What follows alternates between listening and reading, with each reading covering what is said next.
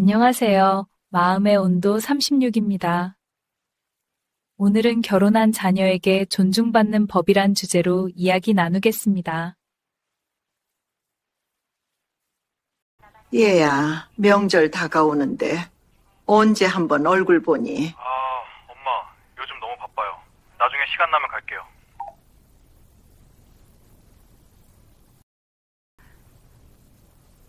오늘은 조금 특별한 이야기를 해볼까 합니다. 혹시 이런 경험 있으신가요? 명절이 다가오는데 자식한테서 연락이 없어서 먼저 전화를 걸었더니, 아, 엄마, 바빠서 깜빡했어요. 이런 대답이 돌아올 때, 손주를 하루 종일 봐줬는데 고맙습니다. 한마디 없이 당연하다는 듯 돌아서는 며느리를 볼 때, 반찬 가득 싸서 보냈는데 엄마 그런 거 안 해도 돼요. 우리 다 사 먹어요. 이렇게 말하는 아들의 목소리를 들을 때 가슴 한편이 싸늘해지는 그 느낌.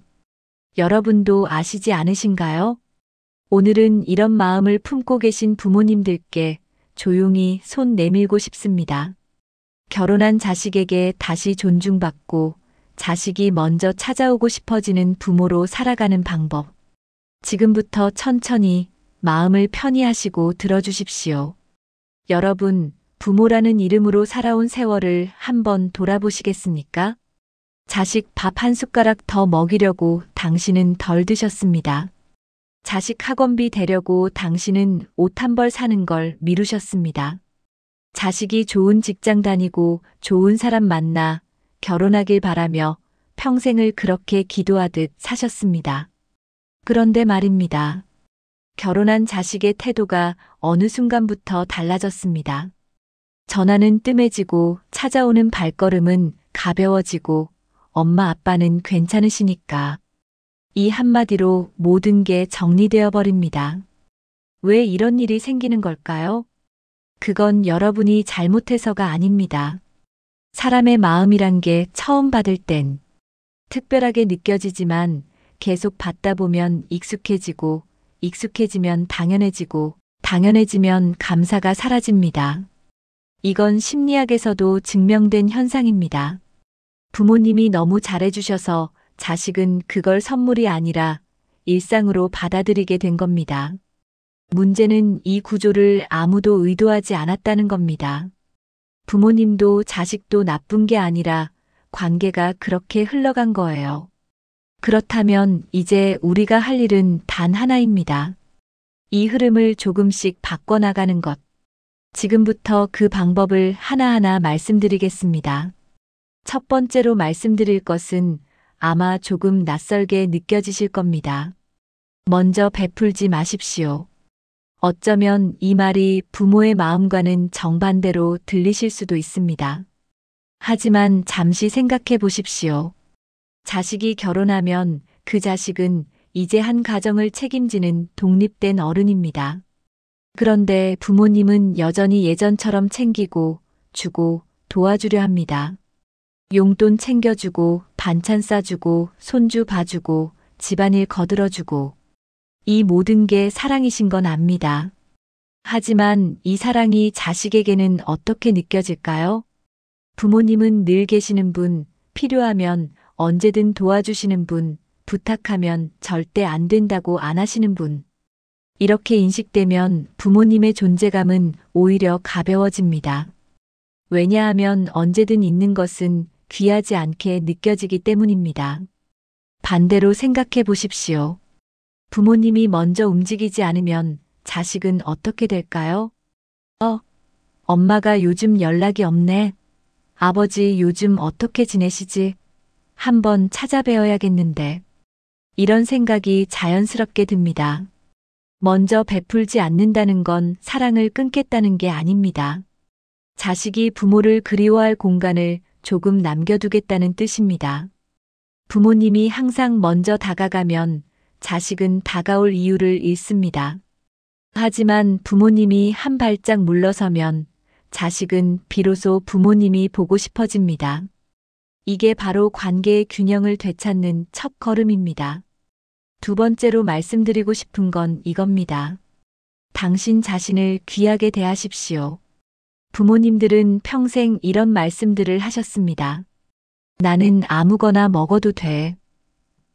나는 괜찮아. 너희 먼저 해. 나는 필요 없어. 아이들 먼저.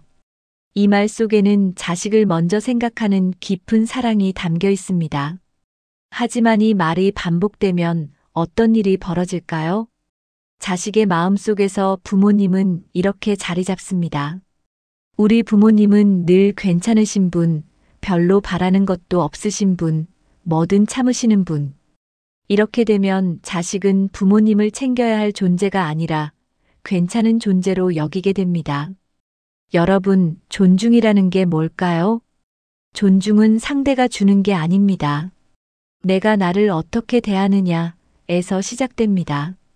부모님이 당신 자신을 하찮게 여기시면 자식도 그렇게 대합니다. 반대로 부모님이 당신을 귀하게 여기시면 자식도 그 무게를 느낍니다. 오늘부터 이렇게 말해 보십시오. 나도 내가 좋아하는 반찬 먹고 싶어. 오늘은 내가 쉬고 싶은 날이야. 나도 내 시간이 필요해. 이 말들이 이기적으로 들리시나요? 아닙니다. 이건 자기 존중입니다. 그리고 이 자기 존중이 자식에게 전달될 때 비로소 관계가 바로 섭니다. 세 번째로 드릴 말씀은 이겁니다. 적당한 거리를 유지하십시오. 결혼한 자식과 부모의 관계는 예전과 같을 수 없습니다. 이제 자식에게는 배우자가 있고 자녀가 있고 새로운 가정이 있습니다. 그 안에 부모님이 너무 깊숙이 들어가면 고마움보다 부담이 생깁니다. 조언을 해도 간섭으로 들리고 도와줘도 비처럼 느껴지고 한마디 한마디가 무겁게 받아들여집니다. 그러면 부모님은 상처받고 자식은 죄책감을 느낍니다. 이 악순환을 끊는 방법은 거리입니다. 물론 이 거리가 냉정하거나 멀어지는 게 아닙니다. 오히려 편안한 공간을 남겨두는 것입니다. 자식의 부부 생활에 지나치게 관심 갖지 않고 손주 양육 방식에 의견 내지 않고 자식 부부의 선택을 믿고 지켜봐 주는 것. 이렇게 하면 자식은 부모님 앞에서 편안함을 느낍니다. 그리고 그 편안함이 오래 지속되면 자식은 자연스럽게 부모님이 보고 싶어집니다. 가까우면 부담이 되지만 적당히 떨어져 있으면 그리움이 됩니다. 이게 바로 관계의 묘미입니다. 네 번째 말씀입니다. 말이 아니라 삶으로 보여주십시오. 자식은 부모의 말을 듣고 배우지 않습니다. 부모의 삶을 보고 배웁니다. 여러분이 아무리 좋은 말씀을 하셔도 정작 당신의 일상이 무기력하고 지쳐 있으면 자식은 그 모습을 기억합니다. 하지만 여러분이 나이 들어서도 활기차게 사시는 모습을 보이면 자식은 그 모습에서 깊은 영감을 받습니다. 친구들과 만나 웃고 취미 생활을 즐기고 여행도 다니고 건강 관리도 하시고 새로운 것도 배우시는 모습. 이런 부모님을 보면 자식은 이렇게 생각합니다. 우리 부모님 정말 멋지시다. 나도 저렇게 늙고 싶다.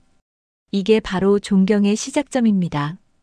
반대로 항상 자식 걱정만 하시고 자식 눈치만 보시고 본인의 삶은 뒷전으로 미루시는 부모님을 보면 자식은 안쓰럽긴 하지만 존경하기는 어렵습니다.